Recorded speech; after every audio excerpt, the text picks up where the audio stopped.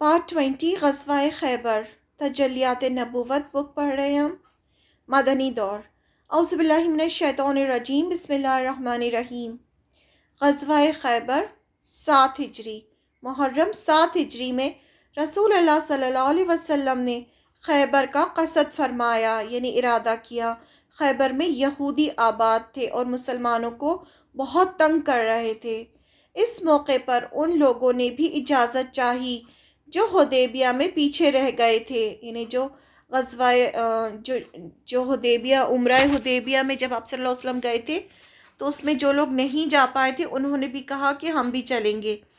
تو آپ نے اعلان فرمایا کہ آپ کے ساتھ وہی آدمی روانہ ہو جسے جہاد کی خواہش ہے، رہا مال غنیمت تو اس میں سے کچھ نہ ملے گا۔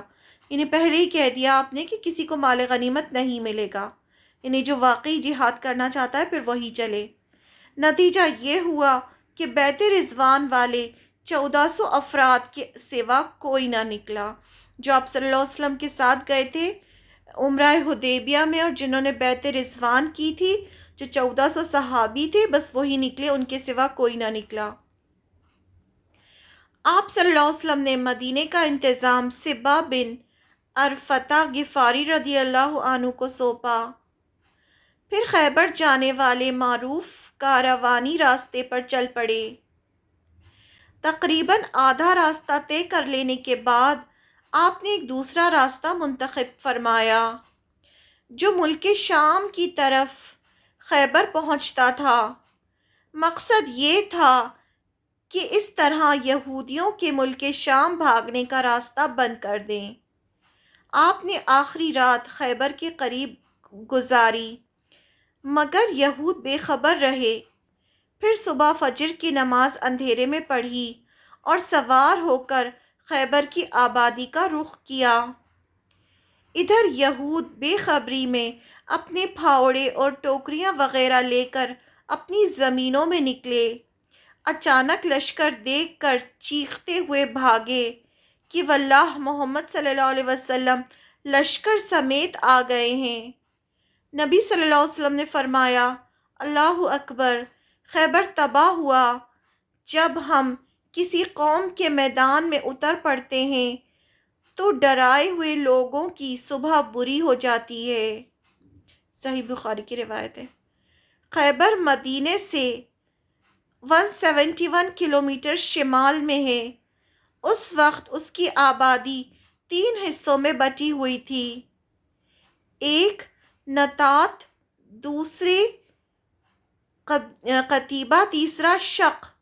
نطات میں 3 قلعے تھے، حصن نعیم، حصن صعب بن مصر، حصن قطاۃ الزبیر۔ قلعے تھے خیبر میں۔ شق میں 2 قلعے تھے، حصن ابئی، حصن نزار، اور قتیبہ میں 3 قلعے تھے، حصن قاموس، حصن وتیح، حصن سلالم۔ ان کے علاوہ خیبر میں مزید قلعے اور مگر وہ چھوٹی تھی اور قوت و حفاظت میں ان قلعوں کے ہم پلہ نہ تھیں۔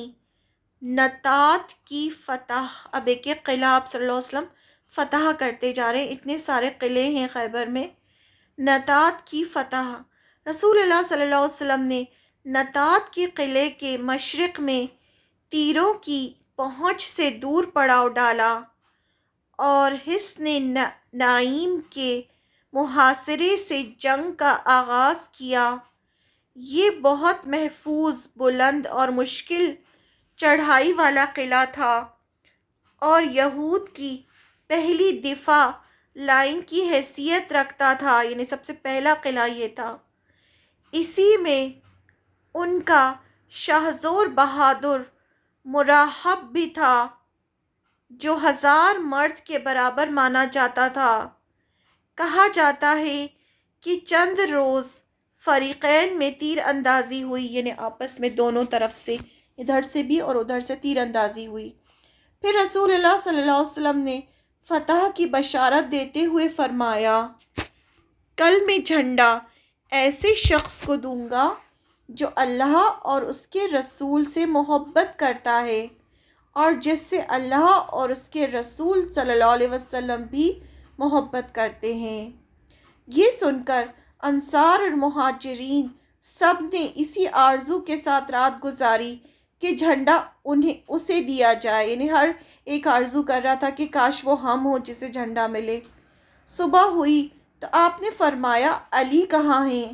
صحابہ رضی اللہ اجمعین نے کہا ان کی آنکھ آئی ہوئی ہے، یعنی آنکھ آئی ہوئی تھی حضرت علی رضی اللہ عنہ کی۔ آپ نے انہیں بلا بھیجا اور وہ لائے گئے۔ آپ نے ان کی آنکھ میں لعابی دہن لگایا، یعنی آپ کا جو تھوک تھا اس میں بہت برکت تھی، وہ لگایا اور دعا فرمائی۔ وہ صحت یاب ہو گئے، شفایاب ہو گئے، جیسے انہیں کوئی تکلیف تھی ہی نہیں۔ پھر انہیں جھنڈا دیا اور فرمایا کہ جنگ سے پہلے انہیں اسلام کی دعوت دو، یعنی جنگ شروع کرنے سے پہلے سب سے پہلے ان سے یہ کہا جائے گا کہ تم اسلام لے کر آؤ، اسلام لے آؤ، انہیں دعوت دیں گے اسلام کی۔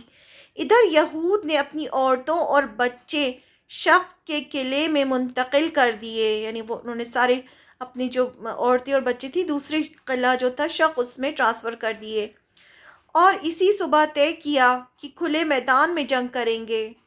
تو حضرت علی رضی اللہ عنہ ان کے پاس پہنچے تو انہیں جنگ کے لیے بالکل تیار پایا۔ آپ نے انہیں اسلام کی دعوت دی، انہوں نے صاف صاف انکار کر دیا، اور مراحب نے اپنی تلوار لے کر ناز و تکبر سے اٹھلاتے ہوئے دعوت مبارزات دی، یعنی آؤ ہم سے لڑو۔ یہ کون تھا؟ مراحب، یہ 1000 آدمیوں کی طاقت رکھتا تھا۔ وہ کہتا تھا خیبر جانتا ہے کہ میں مراحب ہوں، ہتھیار پوش، بہادر اور تجربہ کار، جب جنگ و پیکار شعلہ زن ہوں، یعنی اس طرح سے اس نے شعر پڑھا۔ اس کے مقابل حضرت عامر بن اقوا رضی اللہ عنہ نمودار ہوئے۔ وہ کہہ رہے تھے خیبر جانتا ہے کہ میں عامر رضی اللہ عنہ ہوں، ہتھیار پوش، شاہ زور اور جنگجو۔ پھر دونوں نے ایک دوسرے پر وار کیا۔ مراحب کی تلوار حضرت عامر کی ڈھال میں پھنس گئی اور حضرت عامر نے چاہا کہ اپنی تلوار سے یہودی کی پنڈلی مار دے، مگر ان کی تلوار چھوٹی تھی، اس کی پنڈلی تک پہنچنے کی بجائے پلٹ کر حضرت عامر کے گھٹنے میں آ گئی، اور بعد میں وہ اسی چوٹ سے انتقال کر گئے۔ نبی صلی اللہ علیہ وسلم نے ان کے متعلق فرمایا کہ ان کے لیے دوگنا اجر ہے، وہ بڑے جانباز مجاہد تھے، کم ہی ان جیسا کوئی عرب روئے زمین پر چلا ہوگا۔ اب مراحب کے مد مقابل حضرت علی رضی اللہ عنہ نکلے۔ وہ یہ رجز کہہ رہے تھے، میں وہ شخص ہوں کہ میری ماں نے میرا نام حیدر کا مطلب ہوتا ہے شیر رکھا ہے، جنگل کے شیر کی طرح خوفناک۔ میں انہیں سا کے بدلے نیزے کی ناپ پوری کروں گا۔ اس کے بعد مراحب کے سر پر ایسی تلوار ماری کہ وہیں ڈھیر ہو گیا۔ پھر مراحب کے بھائی یاسر نے نکل کر دعوت مبارزات دی، یعنی مجھ سے لڑو۔ اس کے مقابل زبیر بن عوام رضی اللہ عنہ نمودار ہوئے اور اس کے بھائی کے پاس پہنچا دیا، یعنی اسے بھی مار ڈالا۔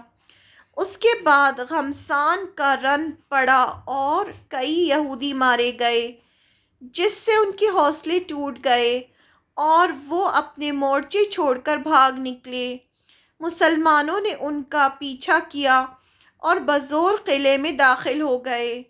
یہود نے بھاگ کر اس سے متصل حصن الصعب میں مورچہ باندھا، یعنی اب وہ دوسرے قلعے میں پہنچ گئے یہود جو تھے۔ مسلمانوں کو حصن نال میں بہت سا غلہ، کھجور اور ہتھیار ہاتھ آئے۔ اس کے بعد مسلمانوں نے حضرت حبیب بن منذر کے زیر قیادت حصن صاف کا محاصرہ کر لیا۔ یہ محاصرہ یعنی گھیراؤ 3 دن جاری رہا۔ تیسرے روز رسول اللہ صلی اللہ علیہ وسلم نے فتح اور غنیمت کی دعا کی، پھر مسلمانوں کو حملے کی دعوت دی۔ مسلمانوں نے شدت سے حملہ کیا، جنگ اور مبارزات پیش آئی اور گھماسن کا رن پڑا، جو یہود کی شکست پر ختم ہوا اور مسلمانوں نے سورج ڈوبنے سے پہلے فتح کر لیا۔ یہاں غنیمت میں بہت سارا غلہ ہاتھ آیا۔ اس قلعے میں سب سے زیادہ خوراک اور چربی تھی، اور یہ مسلمانوں کے لیے سب سے زیادہ کرامت قلعہ تھا۔ مسلمان اس سے پہلے سخت بھوک کا شکار تھے، تو بہت سے لوگوں نے گدھے ذبح کر دیے، لیکن رسول اللہ صلی اللہ علیہ وسلم نے ان کو گوشت کھانے سے منع کر دیا، تو آپ کے حکم سے ہانڈیاں جو آگ پر چڑھی تھیں اور جن میں یہ گوشت پک رہا تھا الٹ دیا گیا۔ یعنی اب بہت زیادہ مسلمانوں کو کھانے کے لیے کچھ نہیں تھا، تو انہوں نے گدھے ذبح کر کے ان کا گوشت پکایا، لیکن جب آپ صلی اللہ علیہ وسلم نے منع کیا کہ نہیں یہ حلال نہیں ہے، تو سب نے جو ہانڈیاں جس میں پک رہا تھا اس کو پھینک دیا۔ یہود نے یہاں سے بھاگ کر اب ایک کے بعد ایک یہود کے جو قلعے ہیں وہ فتح کرتے جا رہے ہیں۔ مسلمان بھاگ کر قلعۃ الزبیر میں پناہ لی اور وہاں قلعہ بند ہو گئے۔ یہ نطاط کا تیسرا اور آخری قلعہ تھا۔ مسلمانوں نے آگے بڑھ کر اس کا بھی محاصرہ کر لیا۔ چوتھے دن ایک یہودی نے آ کر پانی کی بعض نالیوں کی نشاندہی کر دی، جس سے یہود پانی لیا کرتے تھے۔ یعنی انہی کا غدار تھا، اس نے آ کے مسلمانوں کو بتایا کس طرح سے ہی پانی جاتا ہے اور یہاں سے ہی پانی لیتے ہیں، تو مسلمانوں نے یہ نالیاں کاٹ دیں۔ اس پر یہود نے باہر نکل کر سخت لڑائی کی، لیکن شکست کھا کر شق کی جانب پسپا ہو گئے۔ اب وہ دوسرے قلعے میں چلے گئے جو شق میں تھا۔ حصن ابئی میں قلعہ بندی اختیار کر لی۔ اب یہ جگہوں کے نام ہیں، وہاں جا کے انہوں نے اپنے آپ کو بند کر لیا۔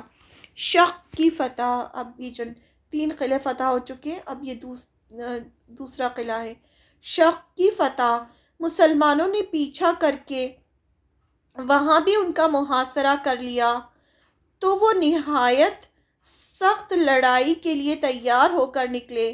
ان کے ایک بہادر نے نکل کر دعوت مبارزات دی اور مارا گیا، پھر دوسرا نکلا، وہ بھی مارا گیا۔ اسے حضرت ابو دجانہ سماک بن خرشہ انصاری رضی اللہ عنہ نے قتل کیا، اور اسے قتل کرتے ہی وہ تیزی سے قلعے میں گھسے اور ان کے ساتھی مسلمان بھی گھس گئے۔ کچھ دور قلعے کے اندر لڑائی ہوئی، پھر یہود نے راہ فرار اختیار کی، یعنی وہاں سے بھاگ گئے، اور اس علاقے کے دوسرے اور آخری قلعے حصن نظر میں قلعہ بند ہو گیا۔ وہ ایک ایک قلعے کو چھوڑتے جا رہے ہیں اور دوسرے قلعے میں جاتے جا رہے ہیں۔ مسلمانوں کو حصن ابئی میں بہت سا سامان، بھیڑ بکریاں اور غلہ ہاتھ آیا۔ اس کے بعد مسلمانوں نے آگے بڑھ کر حصن نظار کا ایک محاصرہ کر لیا، مگر یہ پہاڑ کی چوٹی پر تھا، جہاں پہنچنے کی کوئی سبیل یعنی کوئی راستہ نہ تھا، اور یہاں یہود نے اپنی حفاظت کا بڑا سخت انتظام کیا تھا۔ انہیں تقریباً یقین تھا کہ اس میں مسلمان داخل نہیں ہو سکتے، اس لیے اس میں عورتوں بچوں سمیت قیام کیا یعنی رہے۔ تیر اور پتھر برسا کر سخت ترین جوابی کارروائی کی۔ جواب میں مسلمانوں نے منجنیق نصب کیا، جس سے ان کے دلوں پر رعب چھا گیا، اور وہ قابل ذکر سختی جھیلے بغیر کتیبہ کے علاقے میں بھاگ نکلے۔ مسلمانوں نے اس قلعے میں تنبے اور مٹی کے برتن پائے، تانبے اور مٹی کے برتن پائے۔ رسول اللہ صلی اللہ علیہ وسلم نے فرمایا کہ انہیں دھو لو اور ان میں پکا لو، یعنی ان کو استعمال کر سکتے۔ کتیبہ کی فتح۔ اس کے بعد مسلمان قلعہ قموس کی طرف بڑھے۔ یہ قتیبہ کا پہلا قلعہ تھا۔ 14 دن یا 20 دن تک اس کا محاصرہ جاری رکھا۔ اس کے بعد کہا جاتا ہے کہ یہود نے پناہ طلب کر لی،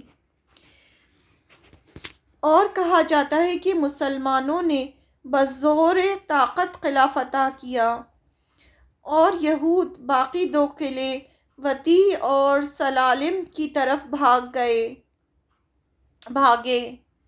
لیکن جب مسلمانوں نے ان کے محاصرے کے لیے پیش قدمی کی تو یہود نے اس شرط پر امان طلب کر لی کہ وہ عورتوں بچوں سمیت خیبر کی سرزمین سے جلا وطن ہو جائیں گے۔ آپ صلی اللہ علیہ وسلم نے یہ شرط منظور فرمائی اور یہ بھی اجازت دے دی کہ سونے چاندی، گھوڑے اور ہتھیار کے علاوہ وہ اپنی سواریوں پر جو کچھ اور جتنا لاد سکتے ہیں لے جائیں۔